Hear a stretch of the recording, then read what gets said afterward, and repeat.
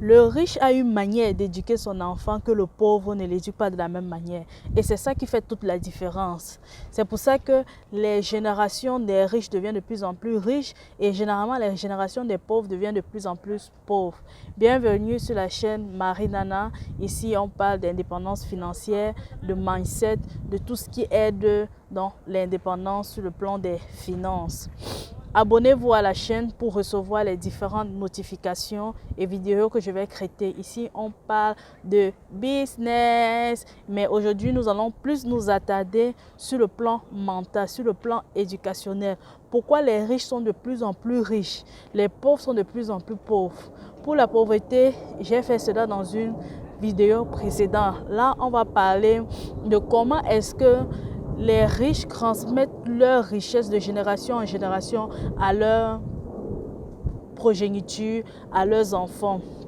Et pour cela, avant de commencer, je vous invite à pouvoir télécharger le e-book Créateur de richesse. C'est un e-book qui a été conçu par moi, qui va vous donner le secret, le mindset de la possession, comment ceux qui possèdent les richesses pensent.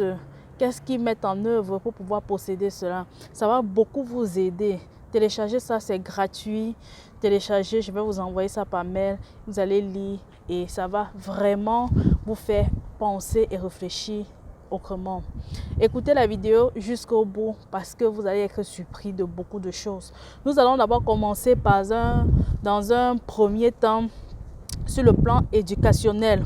Comme je l'avais dit dans une précédente vidéo, le riche n'éduque pas ses enfants de la même manière que le pauvre. Généralement, ceux qui ont des moyens, des richesses, ils ont une manière spécifique dans le sens où ils laissent l'enfant faire jouer, ils laissent les enfants s'exprimer. Par contre, vous allez voir dans la famille, parfois des pauvres vont dire « Ah, arrête de faire les bêtises, non, ne fais pas ceci ». L'autre va dire non, il faut le laisser s'exprimer, il faut laisser son talent créatif parler en lui. Vous voyez, de l'autre côté, on frustre l'enfant, de l'autre côté, on laisse l'enfant s'exprimer. Et même quand il arrive à faire une bêtise, même quand il fait un projet et que ça ne marche pas, ils ne sont pas là pour dire « Ah, tu vois, j'ai dépensé tout mon argent là-bas, toi tu ne fous rien, tu pars à l'école, tu ne fous rien, hein? Je me suis endetté, hein? C'est le résultat que je suis... » Non, non, non, non, non. Ils ne sont pas dans les critiques pour pouvoir blesser. Généralement, ils reprennent l'enfant dans leurs bras et... ils essaient de consoler l'enfant et de redonner courage à l'enfant en disant « Non, si cette fois-ci, ça n'a pas marché, la prochaine fois, ça va être la bonne. Mets-toi au travail, je crois en toi, je t'aime, je suis à tes côtés, nous sommes tous derrière toi, tu vas y arriver. » Il y a des paroles que lorsqu'on est être humain, que tu sois un enfant, peu importe ta race, ta religion, les paroles d'encouragement, lorsque tu reçois cela, tu es davantage galvanisé. Bon, tu peux déplacer les montagnes pour faire plaisir à la personne. Pourquoi? Parce que la personne a mis en toi sa confiance. Il est important, le facteur confiance, que les parents aient confiance à leurs enfants, galvanisent leurs enfants, même si c'est selon eux un échec. C'est très important au niveau de l'éducation. Ça fait que l'enfant grandit avec une certaine confiance. Même quand il y a ce que certains peuvent dire l'échec, ils voient en cela soit une opportunité, soit un moyen de pouvoir s'améliorer. C'est très important de pouvoir faire cela et de penser comme cela. Ça, c'est sur le plan éducationnel. Regardons même comme dans l'équipe de France. Dans l'équipe de France, il y a... Quand les Bleus rentrent après une défaite, leurs supporters arrivent à l'aéroport. Ils arrivent les encourageant en disant non, tu sais, la prochaine fois, ça va aller et autres là. Et la prochaine fois, et la fois suivante, quand ils sont partis, ils ont remporté la Coupe du Monde. Vous voyez, bon, c'est d'abord aussi sur le plan éducationnel. Ce n'est pas le genre que quand vous partez, vous jouez. Dès que tu sens que tu as raté le but qui devait qualifier, toi-même d'abord, tu sais que les gens, les fans là, ceux qui étaient en train de te supporter des lèvres là, ils sont en train de brûler ta maison de l'autre côté. Ta maison est en train de prendre feu. Vous sortez d'abord avec une escorte de policiers parce que de toute façon qu'on va vous lyncher là.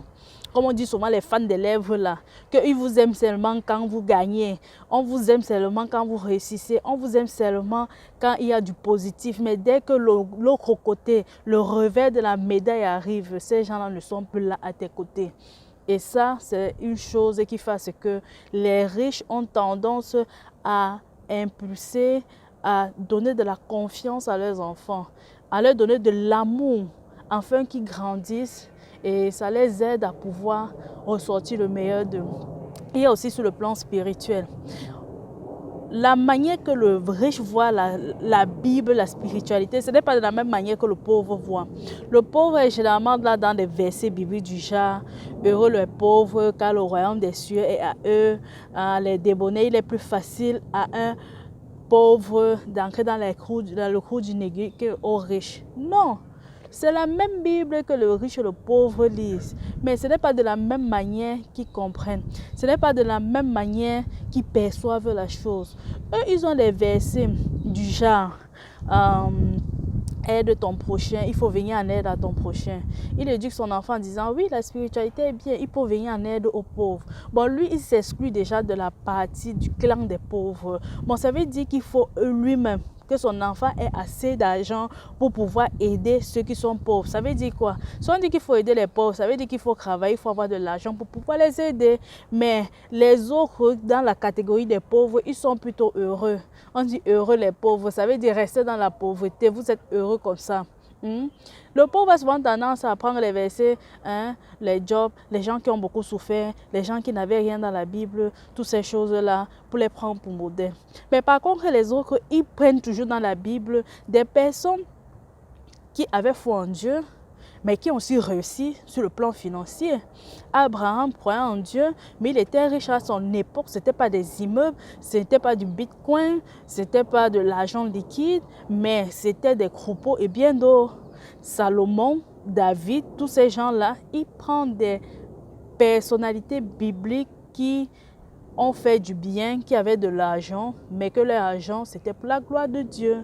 Parce qu'il y a aussi cet aspect spirituel-là. C'est pour ça que vous allez voir la plupart des gens qui sont aussi parfois les plus nécessiteux, qu'on aide surtout le plus. Parfois, ce sont des chrétiens qui n'ont pas compris cela.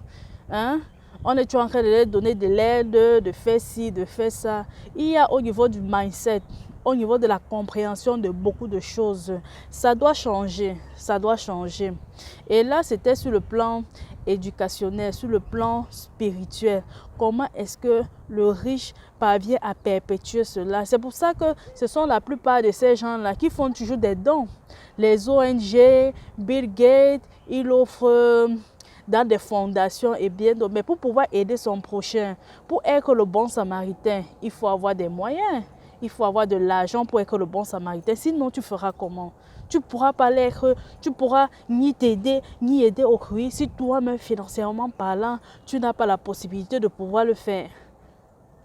C'est très important de pouvoir avoir cette possibilité. Bon, ne croyez pas que l'argent, les riches n'en ont rien à foutre de la spiritualité. Non, c'est juste qu'ils ont une autre manière de penser la spiritualité. C'est eux, quand ils ont l'argent, ils ouvrent, ils construisent des églises. C'est eux, quand ils ont l'argent, ils aident dans des fondations les pays démunis afin de pouvoir les aider. C'est comme ça. On ne peut qu'aider lorsqu'on a. Lorsqu'on n'a pas, on n'aide pas. Nous, ça veut dire que toi-même, tu es nécessiteux. C'est aussi ça. Bon, j'ai parlé sur le plan éducationnel, sur le plan spirituel. Il y a aussi sur, sur ta personne, sur toi-même. De comment est-ce que toi-même tu vois la vie. De comment est-ce que toi-même tu vois les choses. Généralement, la pensée de ceux qui sont riches, c'est quoi? Ce sont des personnes d'abord passionnées. Ce sont des personnes qui ont des rêves. Ce sont des personnes qui croient en leurs rêves. Ce sont des personnes qui vivent pour leurs rêves et qui se donnent totalement pour leurs rêves. Vous allez généralement voir la plupart des gens qui réussissent. Ils vont toujours vous dire, croyez en vos rêves. Croyez en vos rêves. Ça veut dire quoi? Généralement, dans des pays, chez ceux qui n'ont pas de moyens, ceux qui sont pauvres, quand tu as certains rêves, on dit, ah, il faut arrêter avec tes conneries là. Tu vois, toi-même, on ne parvient pas à manger. Tu dis que je rêve d'être président, je rêve d'être ceci. Que ça te prend par où? Tu as les relations quelque part.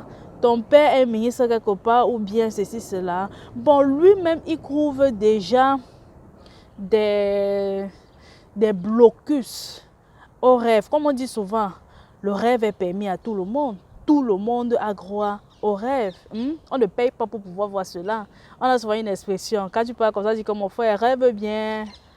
Rêve bien, le rêve est permis. Tu n'as pas de rêve sans noir sur blanc. Ça doit commencer par une couleur. Si c'est noir sur blanc, avec le temps, tu vas colorier ton rêve. Où est le problème? Si c'est noir sur blanc, tu vas colorier ton rêve à un moment donné. C'est pour cela que leurs parents les accompagnent dans l'accomplissement de leur passion. Tu vois, l'enfant dit, papa, j'ai maintenant décidé de faire de la musique, de faire de l'athlétisme, d'être écrivain, d'être ci, d'être ça. Il inscrit son enfant dans le domaine que son enfant veut. Il encourage son enfant. Et parce qu'il est passionné, on ne l'a pas forcé et que ça vient de lui-même. Il s'adonne à cœur joie à fond et avec le soutien de ses proches, il fait plus. Il obtient plus de résultats par rapport à une personne parfois qui est allée sans le soutien de ses proches. C'est très important d'avoir le soutien de ses proches. Et c'est pour ça que ces gens-là, ces gens riches-là ont compris. Vous allez voir comme au Nigeria, il y a un homme milliardaire là, sa fille Cupi,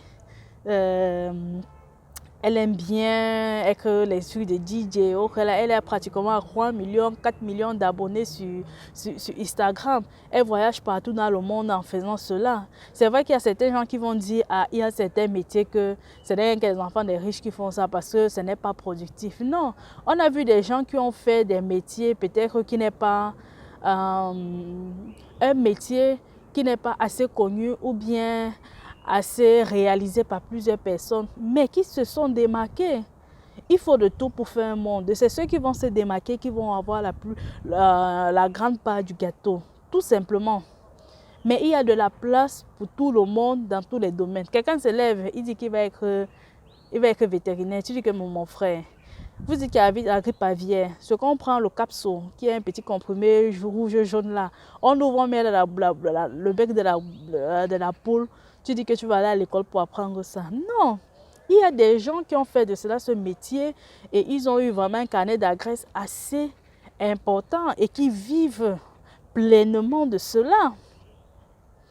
C'est la raison pour laquelle vous allez voir la plupart des gens qui font des choses de façon passionnée et qui ont été orientés dès le bas âge, généralement ils réussissent. Regardez le parcours des gens qui se sont démarqués, peu importe le domaine, que ce soit dans le sport, la littérature, ceci, cela. Leurs parents, ils ont vu que l'enfant aimait telle chose, ont canalisé l'enfant selon le désir de l'enfant, encourager l'enfant. L'enfant a cru en son rêve, il a travaillé, il a fait ci, il a fait ça, et après il a obtenu les résultats. C'est comme ça que ça marche. Mais vous allez généralement voir chez des personnes qui n'ont pas assez de moyens. On dit, il n'y a pas les moyens d'abord pour faire. C'est vrai que c'est aussi une réalité. Parfois, on te dit, il n'y a pas les moyens pour te faire les études bac plus 20, plus 10, plus je ne sais quoi. Bon, tu peux aller faire la technique pour pouvoir vite sortir et travailler. Parce que tu dois gagner de l'argent. Quand tu vas t'arrêter avec l'école, tes frères vont continuer. Vous tous ne pouvez pas y arriver. Bon, il y a aussi des réalités sur le plan financier qui fait à ce que certains gens ne se permettent pas certaines choses. Mais comme on le dit toujours, il faut croire en ses rêves. Parfois, la plupart des choses qu'on obtient dans notre vie, ce n'est pas toujours parce qu'on a fait trop d'efforts. Il y a ce qu'on appelle la loi de l'attraction. Que quand tu désires quelque chose, que quand tu veux quelque chose sérieusement et que tu n'as que ça fixé dans ta tête, dans ton esprit comme objectif, tu attires la chose, tu attires les circonstances, tu attires des personnes, tu attires les moyens pour pouvoir réaliser cela. Il y a des gens qui ont fait des grandes études et qui sortaient d'une famille pauvre. Qu'ils ont eu soit un concours ou bien une circonstance s'est présentée et une autre personne les a aidés à pouvoir faire cela. Oui, ça existe. Il faut juste savoir comment utiliser. Il faut juste savoir comment ça fonctionne. Ce sont des choses qui sont vraies, des choses qui existent. Tu attires des circonstances à toi. Si tu rêves être, je ne sais pas si c'est artiste, si c'est je ne sais quoi, tu as cette possibilité de pouvoir travailler ton esprit pour pouvoir être sur la même longueur d'onde avec ce que tu veux, afin de pouvoir te rapprocher davantage de ton désir, de ta passion, de tes rêves. Là, c'était quelques points là que j'ai signalés qui fait la différence entre les riches et les pauvres. Et ça, c'était la partie des riches. Et s'il y a d'autres points que vous avez, s'il vous plaît, écrivez ça en commentaire afin que je puisse aussi découvrir cela. Ce sont des points que j'ai sélectionnés, que j'ai énumérés, qui sont importants dans la vie des personnes sur le plan spirituel, sur le plan éducationnel et aussi l'éducation qu'on se donne à nous-mêmes. Mettez cela en commentaire. Merci de partager la vidéo. Faites à ce que la famille, faites à ce que la chaîne puisse davantage grandir et que nous puissions être assez imposants pour pouvoir davantage enseigner, galvaniser et changer le mindset de plusieurs personnes. Je suis sûre que si toi-même, tu commences à éduquer ton enfant de cette manière, même si tu ne fais pas encore partie de cette catégorie, ton enfant va grandir avec une très grande confiance en lui. Et si toi-même, tu appliques cela dans ta propre vie, dans le sens où tu restes avec des personnes qui te motivent, que même quand tu traverses une certaine période qui peuvent s'appeler échec, ils trouvent toujours les moyens de te redonner le sourire et de te faire continuer dans ce que tu es en train d'entreprendre. Tu vas voir que tu vas changer de statut. Si tu restes avec des personnes qui te parlent de la spiritualité, pas pour te dire que heureux les pauvres, mais pour te dire vraiment, on doit être des bons samaritains dans le sens qu'on doit produire des richesses afin d'aider les autres personnes. Si tu restes toi-même et que tu es positif dans ta pensée et que tu suis tes passions et que tu appliques beaucoup de choses qui peuvent t'aider à réaliser cela, sache que tu vas déménager, tu vas changer de camp. Merci de t'abonner, merci de partager la vidéo, merci de me laisser ton commentaire pour me dire où est-ce que tu me suis, ou dans quel pays est-ce que tu me suis et quelle est la partie qui t'a le plus intéressé. À la prochaine vidéo. Ciao!